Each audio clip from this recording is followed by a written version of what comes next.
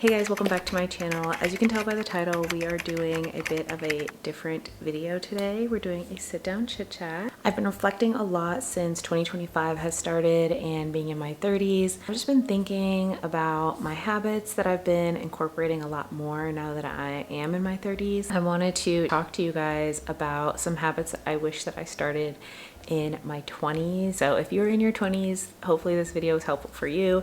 If you're in your 30s or beyond, hopefully this video can give you a little bit of inspiration and help you maybe incorporate more healthy habits into your day-to-day.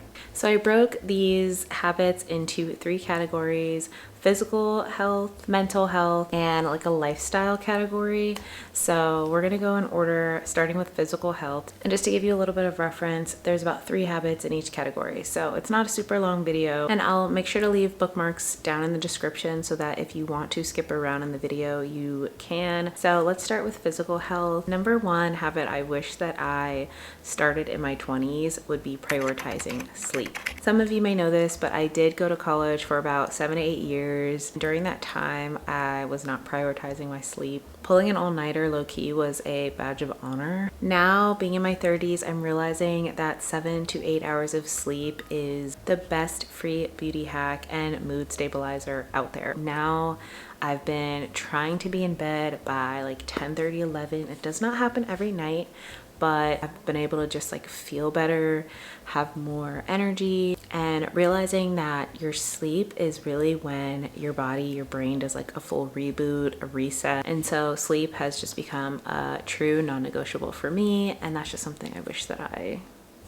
took more serious in my 20s. Number 2 in physical health would be doing Pilates. Okay, I know everyone's been talking about Pilates, but it's because it is so good for the body. I jokingly call Pilates my grandma workout. Like, it's the workout that I'm doing for my grandma body. Not necessarily saying like it's easy, like a grandma could do it, but truly Pilates has been the most sustainable and transformative thing that I've done for my body since turning 30. Even when I don't feel like doing a full body workout, like going to the gym, strength training, running, Pilates, I feel like meets me where I'm at. Like, I just put my mat out on the ground, and it's just something that I'm able to do more consistently than anything else. So yeah, just wish I did that more when I was 20.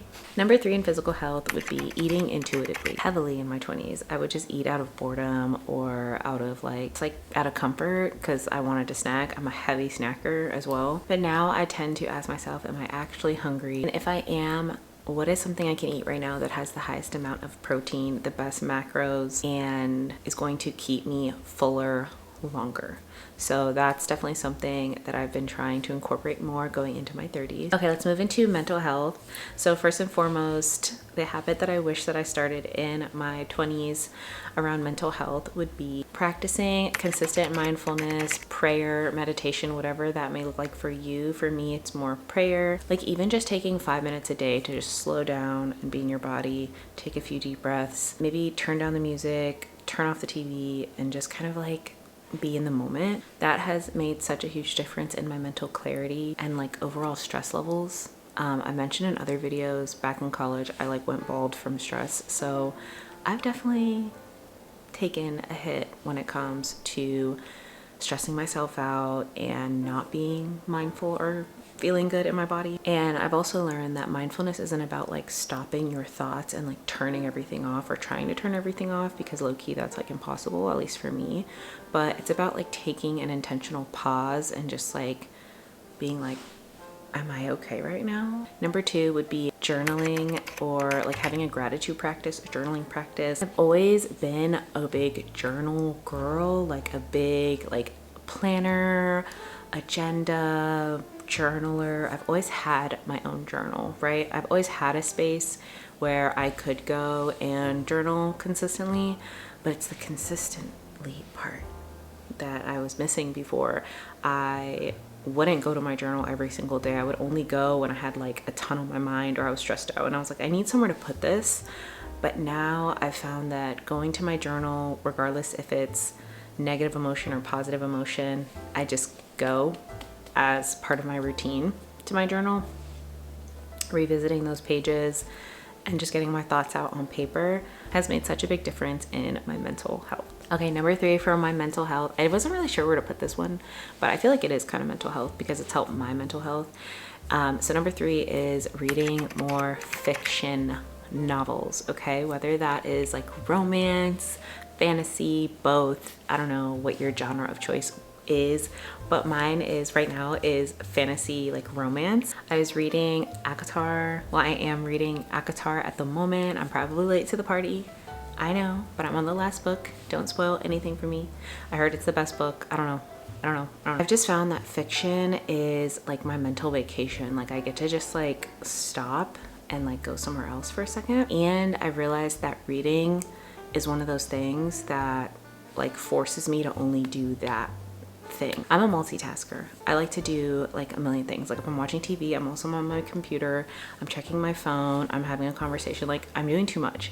When I'm reading a book, like a physical book, I can't do anything else, like because I just can't. Like I have to hold my book. It's another reason why I'm not an audio book girl, because my brain will be over here while I'm listening and I'm not really listening.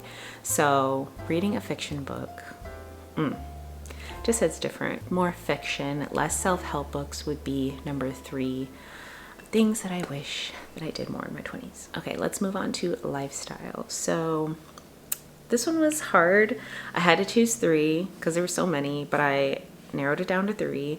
Number 1 would be treating my financial wellness as self-care. Okay, I can make a whole video on this, but I'm not going to. When I used to have to talk about money, I would immediately get stressed out. Like, I don't even know what it was, but probably traumas, triggers.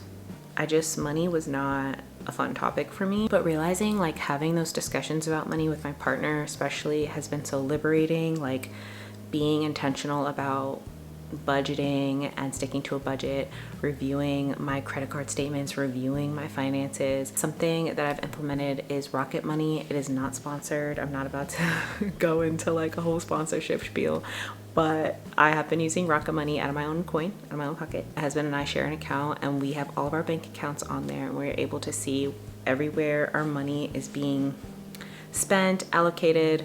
And we've been able to cancel a bunch of subscriptions. I no longer pay for Amazon. I'm sorry. I got rid of that subscription this year. Once 2025 hit, I said I'm not paying that $15 anymore for things that I do not need, because if I really need something, I can wait the 5 to 7 days, and sometimes it even comes sooner than that. So anyways, just change my perspective on finances and that whole conversation. That's something that I never spoke about growing up in my family. It just wasn't a topic of discussion. And so I think as an adult, I've had to unlearn and relearn speaking about money is actually a positive thing. And as a woman, even being knowledgeable about your finances is critical, okay?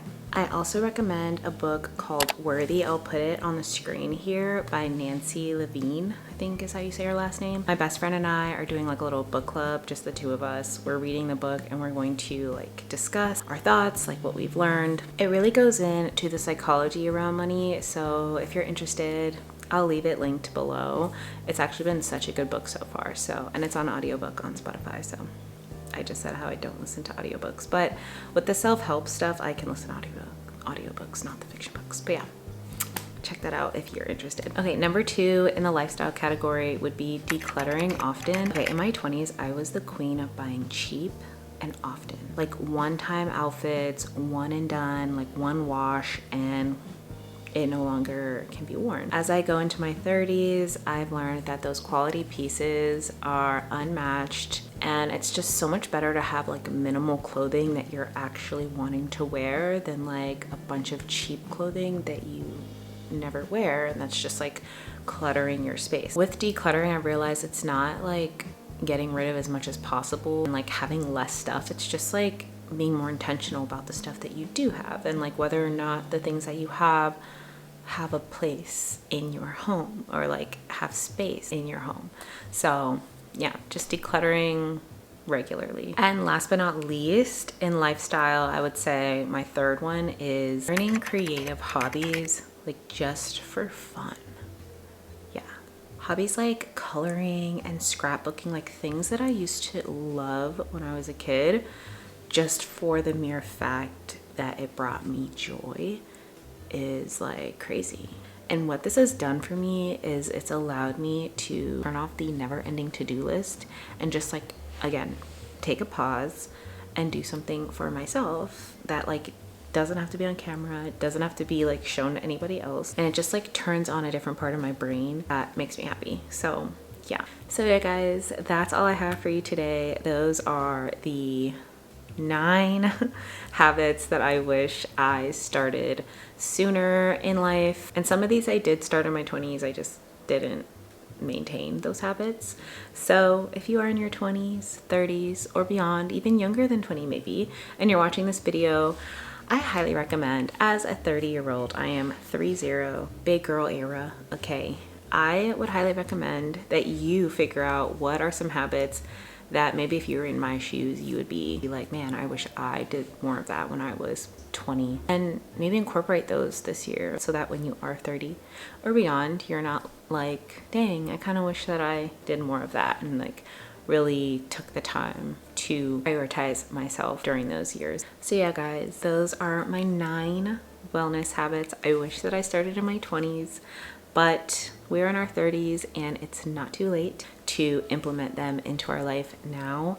So I highly encourage you to figure out what those things are for you. I would love to hear from you guys down below. Leave me a comment. I'd love to chit chat with you guys. If you haven't already, make sure to like and subscribe to my channel. I am holding myself accountable to posting 1 video a week, so I will definitely see you guys next week in another video. Thank you so much for watching, and I'll see you guys next week. Bye.